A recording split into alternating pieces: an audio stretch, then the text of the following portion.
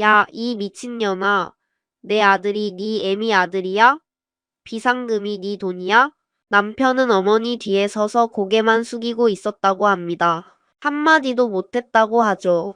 5년 동안 새벽마다 일어나 밥상을 차리고 시어머니 생활비에 시누이 용돈까지 쪼개가며 살았던 며느리에게 돌아온 대답이 고작 그것이었습니다. 누구라도 억울했을 겁니다. 그런데 한 달 뒤 시누이가 교통사고로 응급실에 실려갔습니다. 시어머니가 울먹이며 전화를 걸어왔죠. 빨리 오라고, 가족 아니냐고.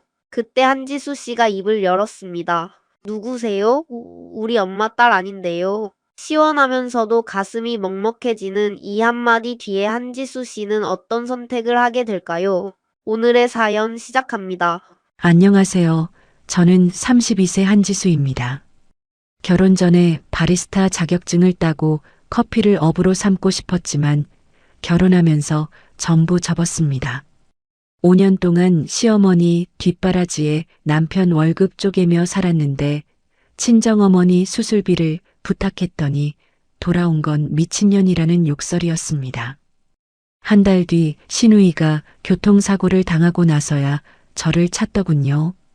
그때 제가 어떤 선택을 했는지 제 이야기를 들어주세요. 새벽 5시 반 알람이 울리기도 전에 저는 눈을 떴습니다. 이불을 걷어내고 부엌으로 향하는 발걸음은 5년째 똑같은 리듬을 타고 있었죠. 쌀을 씻고 된장찌개를 끓이고 계란말이를 부치고 나물 3가지를 무치는 동안 시계는 6시 10분을 가리켰습니다.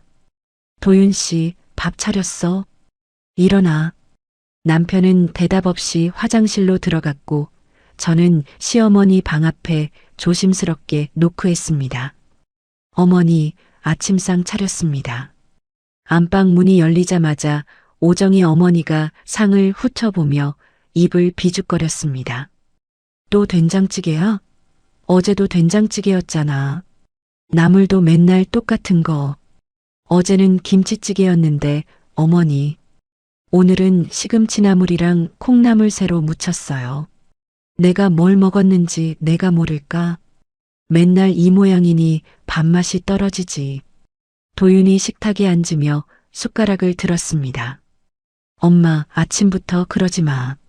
잘 먹겠습니다. 내가 뭘 어째? 사실을 말한 건데.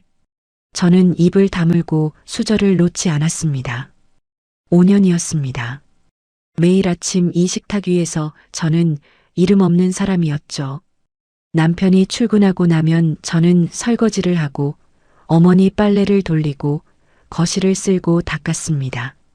매달 도윤의 월급 480만 원이 들어오면 시어머니 생활비 100만 원, 시누이 예린에게 보내는 용돈 30만 원을 먼저 빼고 관리비와 공과금을 내고 나면 남는 돈으로 한 달을 버텨야 했습니다.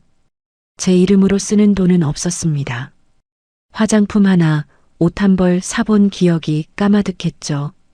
일주일에 한 번, 목요일 저녁이면 저는 베란다 구석에 쪼그려 앉아 친정어머니에게 전화를 걸었습니다.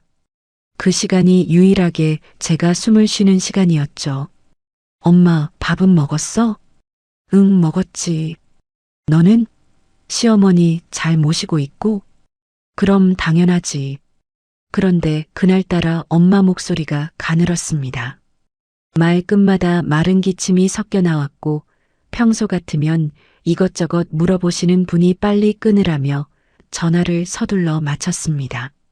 저는 전화를 끊고도 한참을 베란다에 앉아 있었습니다. 다음 날 오전 저는 시어머니에게 장 보러 간다고 말하고 친정집으로 갔습니다. 엄마는 거실 소파에 이불을 덮고 누워 계셨죠. 엄마, 왜 이렇게 누워 있어? 어디 아파? 아이고, 왜 왔어? 아무것도 아니야. 엄마가 일어나 앉으며 괜찮다고 손을 저었지만 얼굴빛이 누렇게 떠 있었습니다. 저는 부엌에서 물을 떠오는 척하며 서랍장 위를 살폈습니다. 반쯤 열린 서랍 안에 접힌 종이가 보였고 저는 그것을 꺼내 펼쳤습니다. 동네 내과에서 발급한 검사 결과지였습니다. 심장에 이상이 있으니 큰 병원에서 정밀 검사를 받으라는 내용이 적혀 있었죠. 엄마, 이게 뭐야? 심장이 안 좋아? 엄마가 제 손에서 종이를 빼앗으려 했습니다. 그거 왜 뒤져? 별거 아니라니까. 별거 아닌 게 어디 있어. 큰 병원 가보라고 써 있잖아. 이 나이에 병원이 무슨 병원이야. 돈도 없는데. 저는 그 자리에서 대학병원 예약을 잡았습니다. 3일 뒤 저는 엄마를 데리고 심장외과를 찾았죠. 담당 의사는 엑스레이 사진을 모니터에 띄우며 담담하게 말했습니다. 심장 판막이 많이 좁아져 있어요. 한 달 안에 수술을 하셔야 합니다. 수술비는 얼마나 드나요? 보험이 적용되면 부담이 크지 않은데 어머님이 건강보험료를 오래 안 내셔서 보험 혜택이 끊긴 상태예요. 이대로면 3천만 원 전부 본인이 내셔야 합니다. 병원을 나온 뒤 저는 엄마에게 물었습니다. 보험료를 왜 안 냈어, 엄마? 엄마가 고개를 숙인 채 한참을 말하지 않다가 입을 열었습니다. 식당 그만두고 나서 돈이 없었어. 밀리다 보니까 300만 원이 넘더라고. 너한테 짐 되기 싫어서 말을 못했다. 수술 안 받으면 위험하다잖아. 이 나이에 배 가르는 수술을 뭘 해. 그냥 이대로 살다가 가지 뭐. 그런 소리 하지 마. 저는 엄마 손을 꽉 쥐었습니다.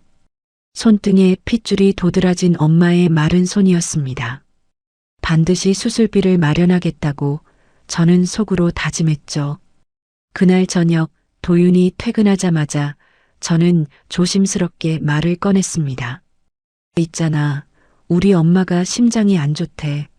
수술을 해야 하는데 돈이 많이 들어. 얼마나? 3천만 원. 비상금에서 좀만 먼저 쓰고 내가 꼭 갚을게. 도윤이 밥을 먹던 손을 멈추고 저를 봤습니다. 그 정도면 엄마한테 말씀드려야지. 꼭 어머니한테까지 말해야 해? 우리끼리 해결하면 안 돼? 숨기면 나중에 더 큰일 나. 잠깐만. 도윤은 이미 핸드폰을 들어 어머니에게 전화를 걸고 있었습니다. 저는 식탁 앞에서 두 손을 모은 채 가만히 앉아 있을 수밖에 없었죠. 30분 뒤 안방 문이 벌컥 열렸습니다. 오정희 어머니가 슬리퍼를 끌며 나오더니 저를 똑바로 쏘아보며 입을 열었습니다. 야, 이 미친년아. 내 아들이 네 애미 아들이야? 어머니, 저는 잠깐만 빌려서. 비상금이 네 돈이야? 우리 집 돈이지. 시집 와서 친정에 돈 빼돌릴 생각을 해? 어머니가 식탁을 손바닥으로 내리치며 소리를 질렀습니다. 도윤은 어머니 뒤에 서서 고개를 숙이고 있었죠. 한마디도 하지 않았습니다. 저는 의자에서 일어나 방으로 들어갔습니다. 문을 닫는 순간 복도에서 어머니 목소리가 들려왔습니다. 전현 친정에 돈 한 푼이라도 나가면 나 이 집에서 나간다. 알겠습니다, 어머니. 도윤의 대답이 문 너머로 선명하게 들렸습니다. 저는 어둠 속에서 옷장 맨 아래 서랍을 열었습니다. 결혼 전에 받았던 바리스타 자격증이 거기 있었죠. 먼지가 내려앉은 종이 한 장을 손으로 쓸어내며 저는 생각했습니다. 이 결혼 생활에서 제가 잃어버린 것들이 너무 많았습니다. 그날 밤 저는 한숨도 자지 못했습니다. 천장을 올려다보며 3천만 원이라는 숫자를 머릿속에서 몇 번이고 되뇌었죠. 새벽이 오자마자 저는 시어머니 아침상을 차려놓고 집을 나섰습니다. 은행 문이 열리는 9시에 맞춰 도착했습니다. 창구에 앉아 대출 상담을 요청하자 직원이 서류를 넘기며 물었습니다. 소득 증빙 서류 가져오셨나요? 급여 명세서나 원천 징수 영수증이요. 저는 전업주부라서 소득이 따로 없어요. 그러면 신용대출은 어렵습니다. 혹시 본인 명의로 된 적금이나 예금은 있으세요? 적금이 하나 있긴 해요. 400만 원 정도. 직원이 화면을 몇 번 누르더니 고개를 끄덕였습니다. 그걸 담보로 잡으면 380만 원까지는 가능합니다. 380만 원. 3천만 원에서 380만 원을 빼면 아직 까마득했습니다. 그래도 저는 서류에 도장을 찍고 은행을 나왔죠.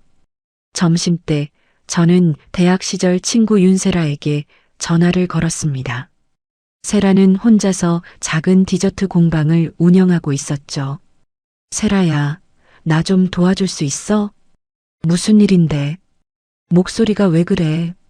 저는 엄마 얘기, 수술비 얘기, 어젯밤 시어머니한테 들은 욕까지 전부 쏟아냈습니다. 세라가 한참을 듣더니 한숨을 내쉬며 말했습니다. 500만 원은 내가 줄게. 당장 보낼 테니까 계좌 불러. 세라야, 그건 너무. 됐어. 친구한테 빌리는 게 뭐가 어때서. 그리고 지수야, 이건 내가 꼭 하고 싶은 말인데. 세라가 잠시 뜸을 들이더니 단호한 목소리로 말했습니다. 이번 일 끝나면 내 인생 좀 돌아봐. 5년 동안 그 집에서 뭘 하고 산 거야, 너는? 전화를 끊고 나서도 세라의 말이 귓가에 맴돌았습니다. 하지만 지금은 생각할 겨를이 없었죠. 여전히 2천만 원 넘게 부족했으니까요. 다음 날 저는 대학병원 1층 사회복지팀을 찾아갔습니다. 복지사 이민정이 제 이야기를 듣고 파일을 뒤적이며 말했습니다. 긴급 의료비 지원이라는 제도가 있어요. 심사를 거쳐야 하지만 승인되면 600만 원까지 나올 수 있습니다. 그게 정말이에요? 네. 그리고 나머지 금액은 병원 자체 분할 납부도 가능해요. 6개월까지 나눠낼 수 있습니다. 다만 수술 전에 계약금을 선납하셔야 해요. 계약금이 얼마예요? 1,500만 원입니다. 1,500만 원. 은행 대출 380만 원, 세라에게 빌린 500만 원, 긴급 의료비가 승인되면 600만 원. 계산을 해봐도 턱없이 모자랐습니다. 그 사이 시어머니는 시누이 예린에게 전화를 걸었나 봅니다. 며칠 뒤 저녁 도윤의 핸드폰에서 예린의 카톡 알림이 울렸고 저는 우연히 화면을 봤죠. 오빠, 형수가 시집와서 친정 돈 빼돌리려는 거 엄마한테 들었어. 이건 좀 아니지 않아? 도윤은 그 메시지를 읽고도 아무 말 없이 핸드폰을 주머니에 넣고 안방으로 들어갔습니다. 저와 눈도 마주치지 않았죠. 수술 예정일까지 2주. 저는 집에서 엄마가 결혼할 때 해준 금목걸이와 금반지를 꺼냈습니다. 금은방 아저씨가 저울에 올려놓고 계산기를 두드렸습니다. 시세대로 하면 320만 원 드릴 수 있어요. 네, 그렇게 해주세요. 저는 현금 봉투를 받아들고 금은방을 나왔습니다. 목이 텅 비어 있었지만 아프지는 않았습니다. 그래도 계약금에는 한참 모자랐죠. 저는 동네 편의점 유리문에 붙은 야간 알바 구인 전단지 앞에 멈춰 섰습니다. 그날 바로 이력서를 냈고 점장은 오늘부터 나올 수 있냐고 물었습니다. 밤 10시 시어머니와 도윤이 잠든 뒤 저는 조용히 현관문을 열고 나갔습니다. 편의점에서 물건을 정리하고 바닥을 닦고 손님을 맞았죠. 새벽 2시에 퇴근해서 집으로 돌아오면 4시간 뒤에 다시 일어나야 했습니다. 사흘째 되는 새벽 현관불이 켜져 있었습니다. 도윤이 거실 소파에 앉아 있었죠. 이 시간에 어딜 갔다 온 거야? 잠이 안 와서 산책 좀 하고 왔어. 새벽 2시에 산책이야? 응. 저는 더 이상 대답하지 않고 화장실로 들어갔습니다. 세면대 앞에 서서 거울 속 제 얼굴을 봤습니다. 눈 밑에 그늘이 짙게 내려앉아 있었죠. 저는 수도꼭지를 틀고 찬물로 얼굴을 씻으며 속으로 선을 그었습니다. 이 사람에게 더 이상 아무것도 기대하지 않겠다고. 수술 일주일 전 저는 병원 수납 창구 앞에 섰습니다. 대출금, 세라에게 빌린 돈, 금은방에서 받은 돈, 편의점에서 번 아르바이트비, 통장 여기저기에서 긁어모은 돈을 합산하니 간신히 1,500만 원이 맞았죠. 수납 직원에게 돈을 넘기고 영수증을 받아드는 순간 제 두 손이 덜덜 떨렸습니다. 저는 영수증을 가방에 넣고 로비 한쪽 벤치에 주저앉았습니다. 소리 없이 눈물이 흘러내렸죠. 얼마나 울었는지 모릅니다. 저는 가방에서 휴지를 꺼내 얼굴을 닦고 일어섰습니다. 엘리베이터를 타고 엄마 병실이 있는 6층 버튼을 눌렀죠. 병실 문을 열자 엄마가 침대에서 고개를 돌렸습니다. 지수야, 왔어? 저는 환하게 웃으며 엄마 침대 옆에 앉았습니다. 다 됐어, 엄마. 이제 수술만 잘 받으면 돼.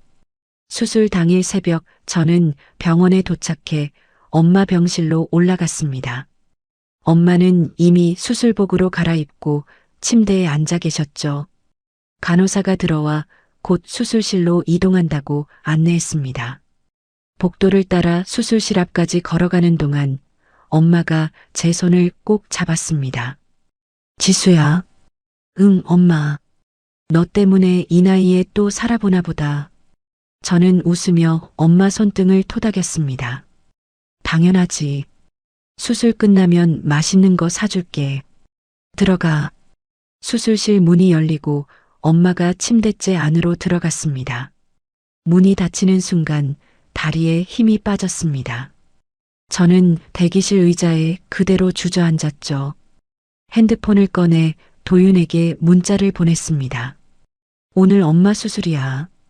보내고 나서 화면을 지켜봤습니다. 읽음 표시가 떴지만 답장은 오지 않았죠.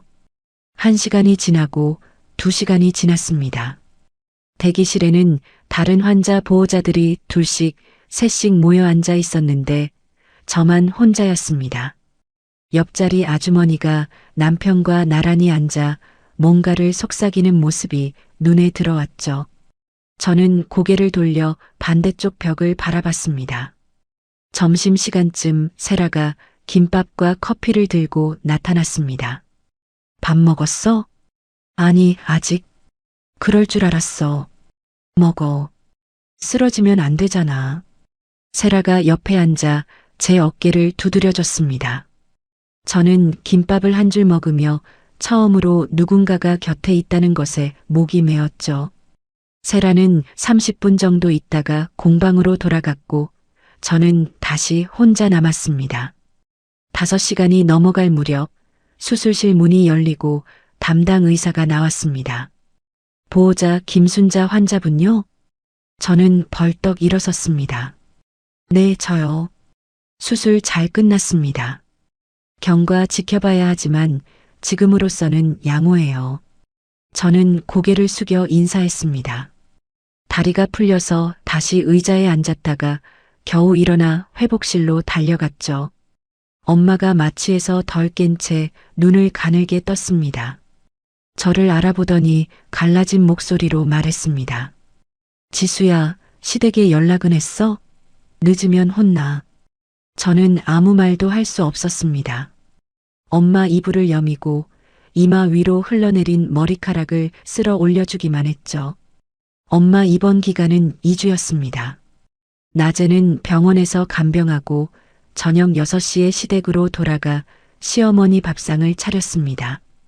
밤 10시에 편의점으로 출근해 새벽 2시에 퇴근하고 4시간 자고 다시 병원으로 갔죠.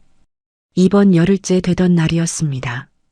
병원 복도를 걷다가 갑자기 앞이 하얘졌습니다. 벽을 짚으려 했지만 손이 미끄러졌고 저는 그대로 바닥에 쓰러졌죠. 간호사가 달려와 제 팔을 잡고 일으켜 세웠습니다. 보호자분, 괜찮으세요? 얼굴이 하얘요. 혈압을 재고 간단한 검사를 받았습니다. 간호사가 고개를 저으며 말했습니다.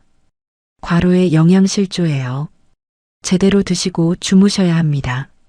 저는 고개를 끄덕이고 엄마 병실로 돌아왔습니다. 그때 같은 병실에 있던 환자의 보호자 50대 여성 강미영이 제게 말을 걸었습니다. 아가씨, 매일 혼자 간병하더니 결국 쓰러졌구먼. 남편은 안 와? 아, 네. 좀 바빠서요.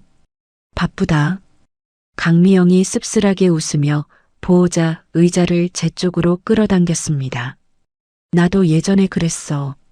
시댁에서 온갖 구박받으면서 친정아버지 혼자 간병했지. 남편이란 사람은 한 번도 안 왔고 결국 이혼했어. 15년 전에. 지금은 꽃집 하나 하면서 애들이랑 잘 살고 있어. 강미영이 저를 똑바로 바라보며 말했습니다. 당신 인생은 당신 거야. 그거 잊으면 안 돼. 저는 아무 대답도 못하고 고개만 끄덕였습니다. 그 사이 시어머니는 저녁 반찬이 줄었다며 핀잔을 쏟아냈죠. 친정일에 정신이 팔려서 살림을 이 모양으로 해놓으면 어쩌자는 거야. 도윤은 어느 날 저녁 침실에서 저에게 말했습니다. 간병인을 쓰든 어떻게 좀 해봐. 엄마가 힘들어하잖아. 간병인 비용은? 그건 네가 알아서 해야지. 도윤이 돌아누우며 이불을 끌어당겼습니다. 도윤의 얼굴에서 미안함은 보이지 않았습니다. 귀찮다는 표정만 선명했죠. 퇴원 전날 엄마가 제 손을 잡았습니다. 지수야, 내 얼굴이 반쪽이 됐어. 대체 무슨 일이 있는 거야? 저는 엄마 손을 잡은 채 한참을 망설였습니다. 더 이상 숨길 수가 없었죠. 시어머니가 퍼부은 욕설, 도윤이 고개를 숙이고 서 있던 모습, 금목걸이를 팔았던 일, 편의점 야간 아르바이트까지 저는 전부 쏟아냈습니다. 엄마는 듣는 내내 소리 없이 눈물을 흘렸죠. 퇴원 다음 날 저는 엄마를 친정집까지 모셔다 드렸습니다. 돌아오는 버스 안에서 창밖을 바라봤습니다. 수술비는 해결했지만 제 안에서 무너진 것은 돈으로 메울 수 없었습니다. 엄마 퇴원 일주일 뒤에도 저는 편의점 야간 아르바이트를 계속했습니다. 분할납부 잔금과 은행 대출 상환이 남아 있었으니까요. 새벽 2시 집에 돌아오니 거실 테이블 위에 쪽지가 놓여 있었습니다. 시어머니 글씨였죠. 이번 달 생활비 모자라니 내일까지 50만 원 더 넣어라. 저는 쪽지를 구겨서 쓰레기통에 버렸습니다. 다음 날 오후 시어머니가 부엌까지 따라오며 물었습니다. 쪽지 봤지? 돈 언제 넣을 거야? 저는 싱크대 앞에서 설거지하던 손을 멈추고 돌아섰습니다. 어머니, 지금 여유가 없습니다. 뭐? 오정희 어머니의 눈이 커졌습니다. 시집 와서 돈 한 푼도 제대로 못 내면서 큰 소리야? 네가 이 집에서 뭘 한 게 있다고. 매달 드리는 100만 원이 적은 돈은 아닙니다. 어머니. 2년이 말대답을 해? 어머니가 목소리를 더 높였지만 저는 고개를 숙이지 않았습니다. 5년 만에 처음이었죠. 그날 저녁 도윤이 안방에서 어머니와 1시간 넘게 이야기하고 나왔습니다. 침실 문을 닫고 저를 보며 말했습니다. 어머니한테 좀 잘해. 내가 좀 참으면 안 되냐? 5년 동안 참지 않은 적이 있었어? 도윤은 대답하지 않았습니다. 등을 돌려 누우며 이불을 덮었죠. 저는 천장을 바라보며 누워 있었습니다. 다음 주 시누이 예린이 시댁에 왔습니다. 거실에서 어머니와 나란히 소파에 앉아 웃음소리가 끊이지 않았죠. 저는 부엌에서 과일을 깎아 접시에 담아 거실로 나갔습니다. 예린이 제 얼굴을 위아래로 훑으며 입꼬리를 올렸습니다. 형수, 요즘 얼굴이 왜 그래? 10살은 더 들어 보인다. 오정희 어머니가 무릎을 치며 웃었습니다. 그러게. 살림이나 제대로 하지. 맨날 밖으로 쏘다니니까 꼴이 저렇지. 저는 과일 접시를 테이블에 내려놓았습니다. 아무 말 없이 방으로 들어가 문을 잠갔죠. 핸드폰을 꺼내 세라에게 전화를 걸었습니다. 세라야. 지수야. 무슨 일이야? 나 이 집에서 더 못 버티겠어. 목소리가 떨렸습니다. 처음으로 이 말을 입 밖에 꺼낸 것이었죠. 솔직히 말해봐. 이혼 생각 있어? 있어. 그럼 준비부터 해. 감정적으로 뛰쳐나오면 너만 손해야. 차근차근 알아봐. 전화를 끊고 저는 핸드폰으로 검색을 시작했습니다. 이혼 전문 변호사, 무료 초기 상담. 며칠 뒤 평일 오후 저는 변호사 정하영의 사무실을 찾아갔습니다. 정하영 변호사가 책상 너머로 제 이야기를 들으며 메모를 했습니다. 시어머니의 욕설과 남편분의 방관, 이게 반복적으로 있었던 거죠? 네. 5년 동안이요. 녹음이나 문자 같은 증거가 있으면 훨씬 유리합니다. 앞으로 시어머니가 욕을 하시면 핸드폰 녹음 기능을 켜두세요. 남편분과의 문자도 지우지 말고 캡처해서 보관하시고요. 재산은 어떻게 되나요? 결혼 생활 동안 모은 돈이 있으면 나눠받을 수 있습니다. 시어머니 생활비나 시누이 용돈으로 나간 내역도 정리해 두세요. 도움이 됩니다. 사무실을 나오며 저는 핸드폰 녹음 앱을 열어봤습니다. 그날부터 시어머니가 목소리를 높일 때마다 저는 미리 녹음 버튼을 눌렀죠. 도윤과의 문자 메시지도 하나하나 캡처해서 별도 폴더에 저장했습니다. 편의점 아르바이트에 더해 주말에는 동네 카페 홀서빙 단기 알바도 시작했습니다. 몸은 무거웠지만 통장에 조금씩 돈이 쌓이는 게 보일 때마다 숨통이 트이는 기분이었죠. 2주 동안 시어머니의 폭언을 여러 차례 녹음했습니다. 시집온 주제에 건방지게 네 팔자에 무슨 돈이야. 제 엄마 간병한다고 살림을 거덜내는 년. 전부 제 핸드폰 안에 저장되어 있었죠. 통장 잔고가 350만 원을 넘기던 어느 날 오후 편의점에서 음료 진열을 하고 있을 때 핸드폰이 울렸습니다. 시어머니 번호였습니다. 여보세요. 수화기 너머로 오정희 어머니의 울음 섞인 목소리가 쏟아졌습니다. 예린이가 교통사고 났어. 큰 병원 응급실이야. 빨리 와. 저는 전화기를 든 채 가만히 서 있었습니다. 한 달 전 이 목소리가 제게 뱉었던 말이 귀 안에서 울렸죠. 미친년. 내 아들이 네 애미 아들이냐? 저는 입술을 한번 깨물었습니다. 그리고 입을 열었죠. 누구세요? 우리 엄마 딸 아닌데요.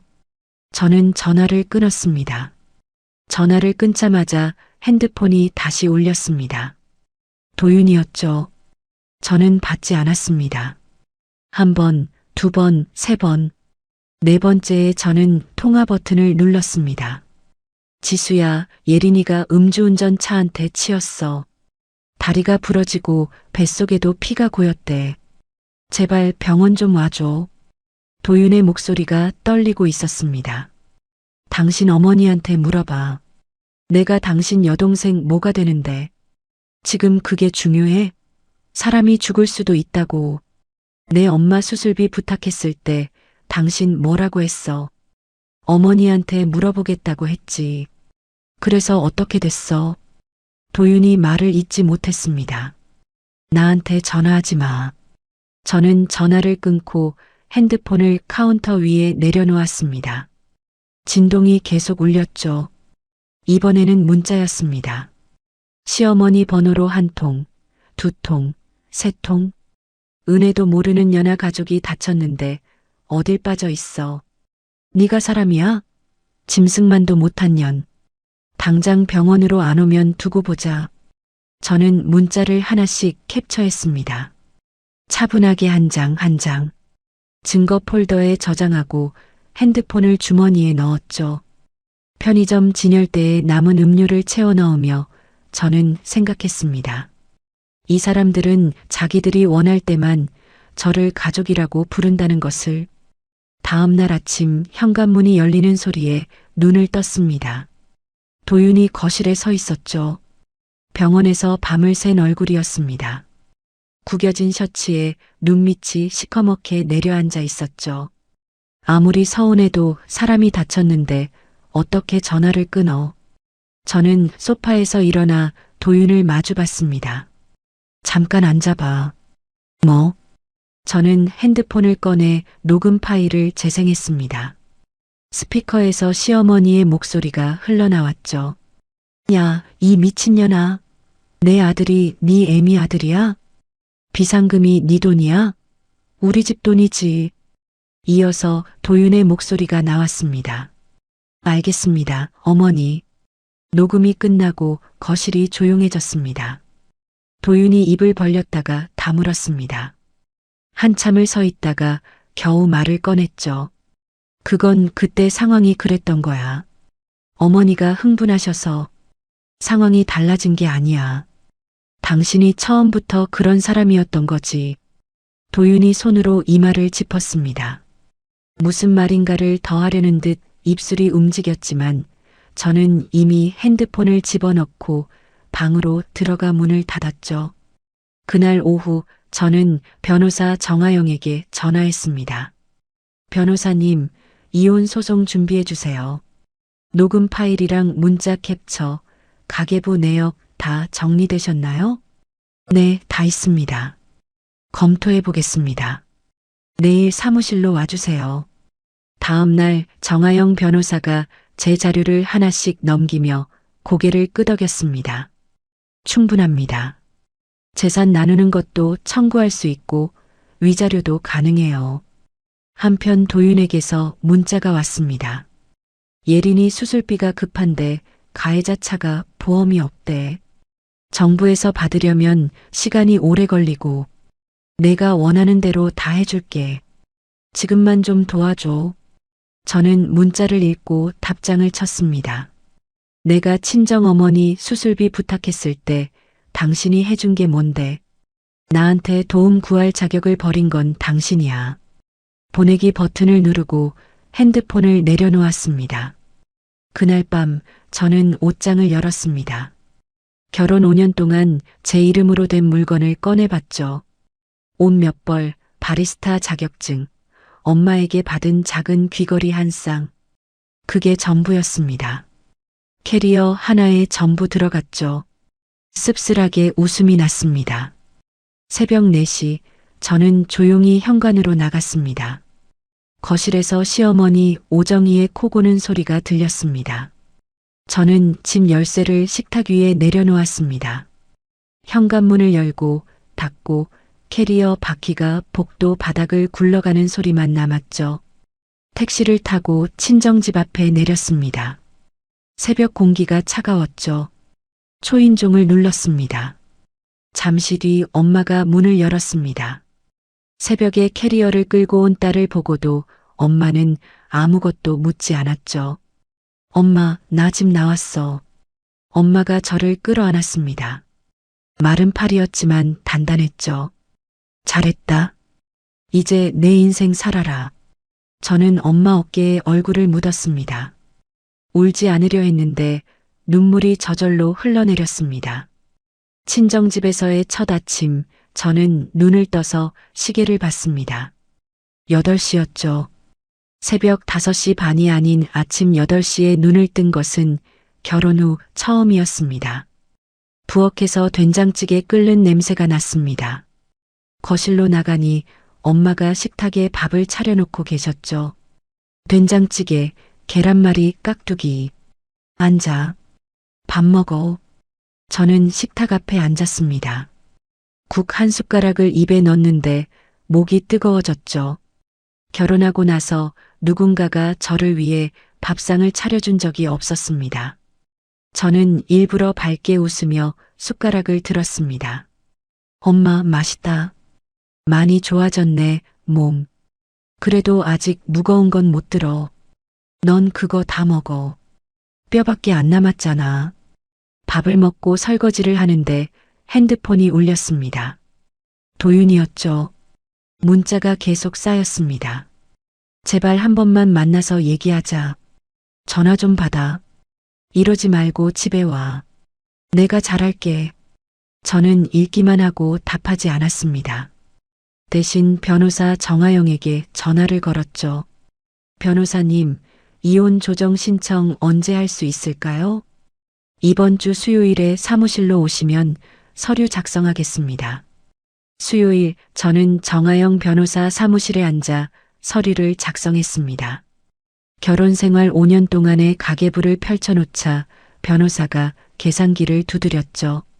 시어머니 생활비 매달 100만 원, 시누이 용돈 매달 30만 원.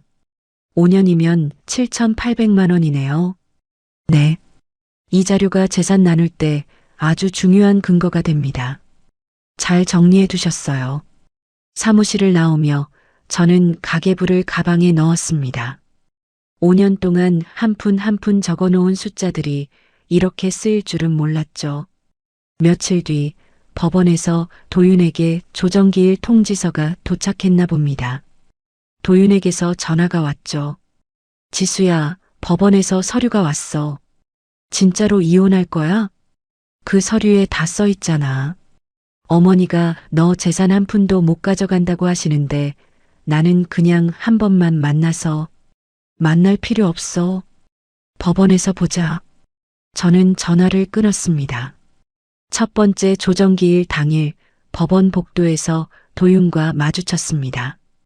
양복을 입고 있었지만 얼굴이 많이 수척해져 있었죠. 도윤이 한 발짝 다가오며 말했습니다. 지수야, 한 번만 기회를 줘. 내가 달라질게. 기회는 5년 동안 매일 있었어.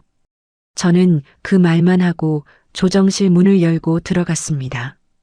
조정실 안에서 정하영 변호사가 녹음 파일과 문자 캡처, 가계부 내역을 조정위원에게 제출했습니다.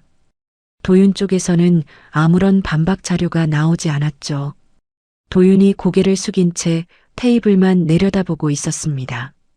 조정위원이 양쪽을 번갈아 보며 말했습니다. 2주간 합의를 시도해 보시고 다음 기일에 다시 뵙겠습니다. 법원을 나와 앞마당 벤치에 앉았습니다. 세라에게 전화를 걸었죠. 끝났어? 아직 한 번 더 있어. 근데 세라야, 생각보다 내가 담담하더라. 지수야, 내가 드디어 내 인생을 찾아가는 것 같아서 나는 좋다. 세라가 잠깐 뜸을 들이더니 말했습니다.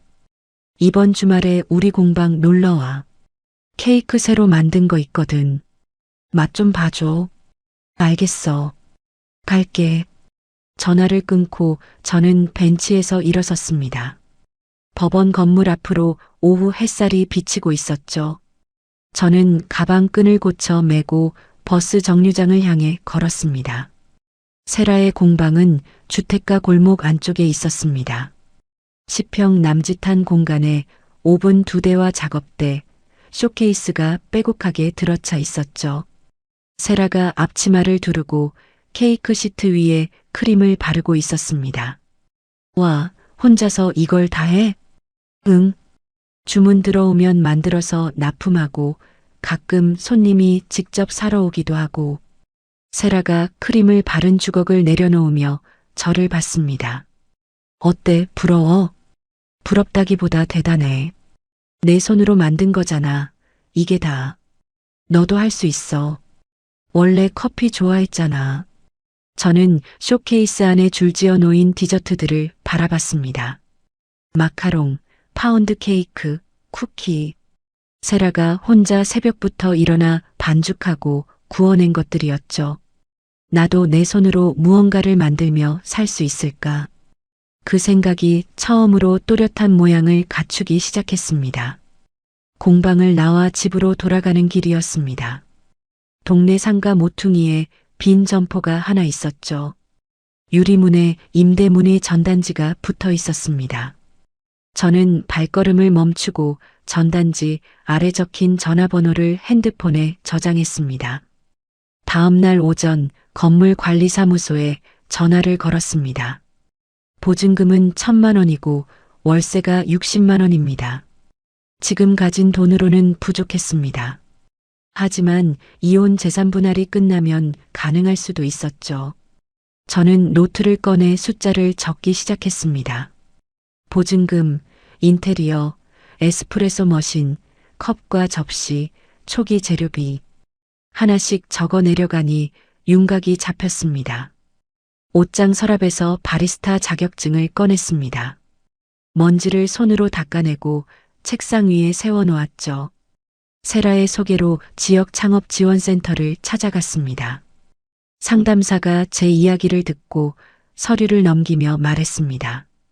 10평 정도 소형 카페면 초기 비용이 대략 2,500만 원에서 3천만 원 사이예요. 소상공인 저금리 대출도 연결해 드릴 수 있습니다. 자격 요건이 따로 있나요?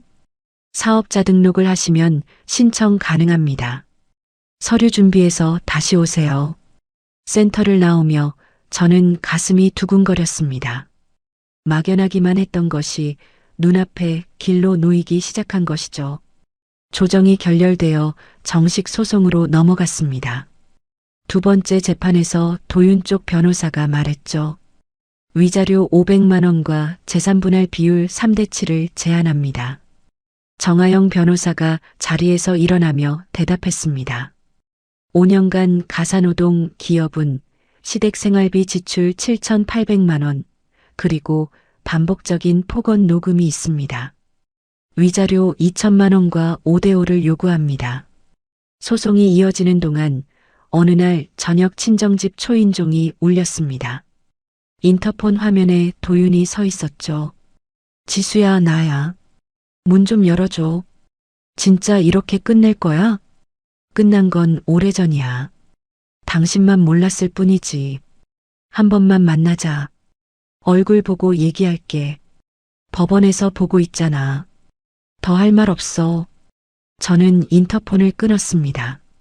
도윤이 한참을 서 있다가 돌아가는 모습이 화면에 비쳤죠. 엄마가 거실에서 저를 보며 말했습니다. 지수야, 힘들면 다시 돌아가도 엄마는 뭐라 안 한다. 엄마가 수술대에 올라가던 날 그 사람은 문자 읽고도 답장 하나 안 했어. 절대 안 돌아가. 저는 식탁에 앉아 노트북을 펼쳤습니다. 카페 사업 계획서 파일을 열고 메뉴 구성란에 커서를 놓았죠. 편의점 아르바이트는 그만뒀습니다. 대신 세라의 공방에서 디저트 만드는 법을 배우기 시작했죠. 반죽을 치대고 오븐 온도를 맞추고 데코레이션을 하는 시간이 저에게는 공부였습니다. 공방 한쪽에 놓인 에스프레소 머신으로 연습도 했죠. 원두를 갈고 탬핑하고 추출 시간을 재며 감각을 되살렸습니다. 어느 날 오후 핸드폰에 문자가 왔습니다. 모르는 번호였는데 열어보니 신우이 예린이었죠. 형수, 병원에 누워있으니 생각이 많았어. 그동안 못되게 굴었던 거 나도 알아. 한 번만 만나줄 수 있어? 저는 핸드폰을 내려놓고 한참을 생각했습니다. 한 달 전 거실에서 제 얼굴을 비웃던 예린의 표정이 떠올랐죠. 하지만 오래 고민한 끝에 답장을 쳤습니다. 퇴원하면 연락해. 소송 6개월째 도윤 쪽 변호사가 합의를 제안해 왔습니다. 위자료 1,500만 원, 그리고 결혼 기간 동안 모은 전세 보증금과 저축을 합산한 금액의 45%인 약 4천만 원을 저에게 지급하는 조건이었죠. 정하영 변호사가 저를 보며 물었습니다. 받으시겠습니까? 네, 받겠습니다. 법원에서 이혼 확정 서류를 받아들었습니다. 법원 현관을 나서며 깊게 숨을 들이쉬었죠. 핸드폰을 꺼내 세라에게 문자를 보냈습니다. 끝났다. 그리고 주머니에서 접어두었던 임대 전단지를 꺼내 관리사무소 번호를 눌렀습니다. 이혼 확정 2주 뒤 저는 점포 임대계약서에 도장을 찍었습니다. 보증금 1,000만 원을 건네고 열쇠를 받아든 순간 텅 빈 가게 안으로 오후 햇살이 쏟아져 들어왔죠. 위자료와 재산분할금에서 보증금과 인테리어 비용을 빼니 운영자금이 빠듯했습니다. 세라가 디저트 납품 단가를 낮춰주겠다고 했고 창업지원센터 상담사가 소상공인 저금리 대출을 연결해줬죠. 숫자를 맞추고 나니 겨우 숨이 트였습니다. 저는 직접 페인트 붓을 들었습니다. 벽을 연한 크림색으로 칠하고 중고 나무 테이블 4개를 사서 배치했죠. 세라가 주말마다 와서 선반을 달아줬습니다. 여기에 디저트 쇼케이스 놓으면 딱이다. 고마워, 세라야. 맨날 와서 미안해. 미안하긴. 나중에 내 케이크 여기서 팔아주면 되지. 엄마도 오셨습니다. 수술 후 많이 회복된 몸으로 커튼을 달고 창틀에 작은 화분을 올려놓으셨죠. 이쪽 창가에 햇빛이 잘 드네. 여기 앉으면 따뜻하겠다. 엄마, 무리하지 마. 무거운 건 내가 할게. 화분 하나가 뭐가 무거워. 가만 있어. 엄마가 화분 위치를 이리저리 옮기며 고개를 갸웃거렸습니다. 저는 그 모습을 보며 웃었죠. 이 작은 공간이 제 힘만으로 채워지는 게 아니라는 것을 알았습니다. 오픈 며칠 전 오후에 가게 앞에서 유리문을 닫고 있는데 목발 소리가 들렸습니다. 돌아보니 예린이 서 있었죠. 왼쪽 다리에 보조기를 차고 목발을 짚고 있었습니다. 예전에 비해 얼굴이 많이 야위어 있었죠. 형수. 예린이 고개를 숙였습니다. 그동안 형수한테 한 말들, 엄마 뒤에서 같이 욕한 거, 다 내가 잘못한 거야. 진짜 미안해. 저는 걸레를 내려놓고 예린을 봤습니다. 병원에서 혼자 누워 있었을 시간들이 예린의 얼굴에 그대로 남아 있었죠. 내가 사고 나고 아팠을 때 안 도와준 건 나도 미안하게 생각해. 근데 예린아, 그때 나도 그만큼 아팠어. 예린이 눈물을 흘리며 고개를 끄덕였습니다. 알아. 나 병원에 누워서 그 생각밖에 안 했어. 저는 가게 안쪽을 가리켰습니다. 들어와. 물이라도 한 잔 줄게. 예린이 목발을 짚고 천천히 안으로 들어왔죠. 어색했지만 처음으로 위아래가 아닌 나란한 자리에서 마주 앉은 것이었습니다. 오픈 전날 밤 저는 혼자 매장에 남아 에스프레소 머신을 점검하고 있었습니다. 원두통을 채우고 물탱크를 확인하는데 유리문 너머로 누군가 서 있었죠. 도윤이었습니다. 저는 문을 열었습니다. 도윤이 가게 안을 둘러보며 말했습니다. 여기서 하는 거구나. 잘 꾸몄다. 고마워. 지수야, 진짜 미안해. 내가 그때 한마디만 했으면 됐는데. 저는 카운터에 기대선 채 도윤을 봤습니다. 미안하다는 말이 진심인 건 알았죠. 하지만 그 진심이 5년 전에 왔어야 했다는 것도 알았습니다. 잘 되길 바라는 건 고마워. 근데 우리는 이미 끝난 사이야. 당신도 잘 살아. 도윤이 한참 서 있다가 고개를 끄덕이고 돌아섰습니다. 유리문이 닫히고 도윤의 뒷모습이 어둠 속으로 사라졌죠. 저는 문을 잠그고 다시 머신 앞으로 돌아왔습니다. 오픈 당일 아침 저는 가게 앞에 서서 간판 위에 덮어놓은 천을 벗겼습니다. 한지수의 커피. 제 이름 석자가 간판 위에 선명하게 빛나고 있었죠. 저는 그 글씨를 한참 올려다봤습니다. 32년 살면서 이렇게 뿌듯한 적은 없었습니다. 오전 10시 문이 열리고 첫 손님이 들어왔습니다. 엄마였죠. 커피 한 잔 줘라. 어머, 엄마 첫 손님이네. 그럼 일부러 일찍 왔지. 저는 원두를 갈고 탬핑을 하고 추출 버튼을 눌렀습니다. 우유를 데워 거품을 올리고 잔에 따랐죠. 라떼 한 잔을 엄마 앞에 놓으며 말했습니다. 첫 손님이시니까 서비스예요. 엄마가 잔을 두 손으로 감싸며 활짝 웃었습니다. 우리 딸 솜씨 좋네. 세라가 직접 만든 케이크를 들고 들어왔습니다. 강미영이 보낸 꽃다발이 배달 왔죠. 카드에는 축하해요. 당신 인생은 당신 거예요 라고 적혀 있었습니다. 동네 주민 몇 명이 호기심에 들어와 커피를 주문했고 저는 쉴 새 없이 커피를 내렸습니다. 입꼬리가 내려가질 않았죠. 저녁 7시 영업이 끝났습니다.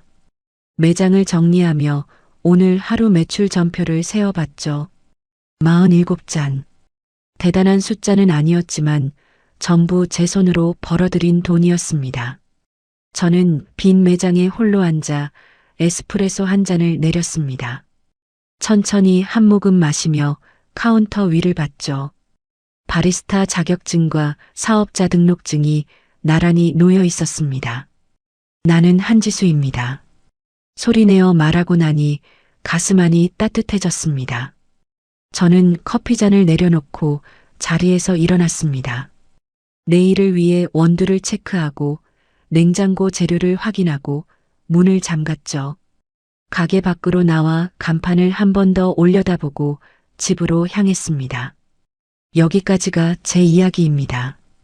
들어주셔서 감사합니다. 5년 동안 저는 착한 며느리, 좋은 아내라는 말을 듣기 위해 제 자신을 지워왔어요. 그게 가족을 위한 거라고 믿었거든요.